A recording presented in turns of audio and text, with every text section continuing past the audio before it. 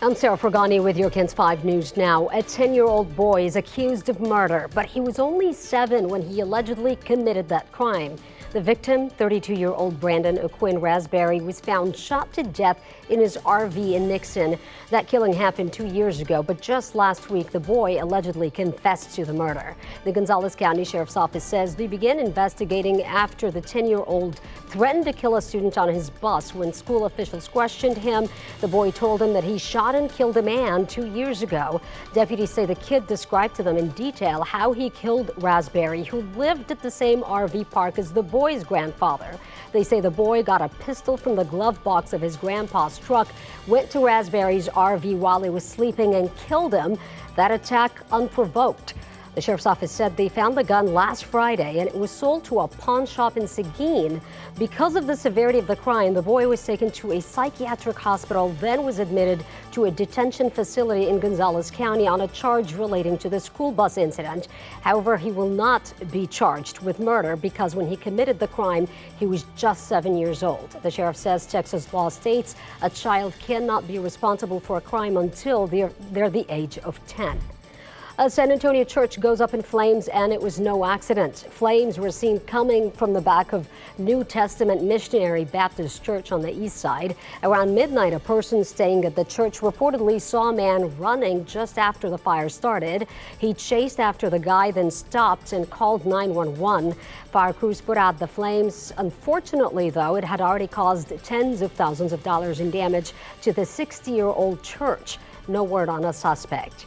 We're hearing from the family of a woman found shot and killed inside the garage of a San Antonio home earlier this week.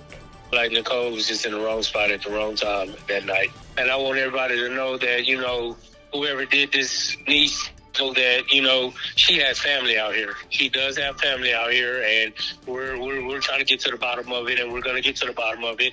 And we want the police to do their job and figure out what happened to her, because she did not deserve it. Nicole Wells' family is now making funeral arrangements. They say Wells leaves behind a son. She was killed on Wednesday morning at a home on Espada Cliff. A man who was also in the home was shot and left in critical condition. Police are still investigating, and no word on the shooter. New information on the man who had police in a standoff for hours in the medical center area while shooting at officers early Thursday. Police say Johnny Munoz was armed and wearing a mask when he forced 2 people out of their Studio 6 motel room on Fredericksburg Road and barricaded himself inside. SAPD tells us Munoz started shooting at officers. Negotiators spent 4 hours convincing him to surrender. He now faces several charges. A man suspected of stalking a San Antonio woman for the past year has been arrested, and the details are disturbing. This is 31-year-old Roman Slobodnik. Records show the victim feared for her life, telling officers she didn't even know him. Police say he's caught on surveillance video knocking on her door and leaving her gifts. The affidavit also said he was even seen on surveillance video attempting to break into the home. Victim advocates say if you're going through something similar to this, keep in regular contact with police. Have to document every single time that these episodes are occurring, and use as much detail as you possibly can, and keep reporting it to the police on a continuous basis. Slobodnik remains in jail on a $25,000 bond. The Bexar County Elections website has a .org domain, and the FBI says that is a problem. They, along with the Department of Homeland Security, are now urging all election offices across the country to transition to .gov domains. They say the switch will make the website less susceptible to hacking. The change will also allow the government to employ its cybersecurity resources to prevent hacks. Fiesta events are underway across San Antonio, with some of the biggest starting today. One of the biggest parties in town, Fiesta de los Reyes, takes place in the heart of downtown with tons of activities, and nothing beats taking in the Fiesta sights and sounds for free at Market Square. Another signature event, Oyster Bake. It all happens at St. Mary's University. Then again happens tomorrow. Oyster Bake is a family-friendly event.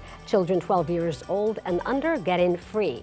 And finally, the San Antonio Zulu Association hosting Taste of New Orleans at the Sunken Garden Theater. There you could find your favorite New Orleans style dishes, including assorted gumbo, red beans, and rice, shrimp creole, and a lot more. For a full list of Fiesta events, check out kens5.com. As for Fiesta forecast, here's Maggie Laughlin. Mag? Hey, Sarah. So today will be cloudy and humid. Temperatures only climbing to about 80 degrees with light winds from the northeast, 5 to 10 miles an hour. Have a good one. And that's KENS 5 News Now. I'm Sarah Forgani.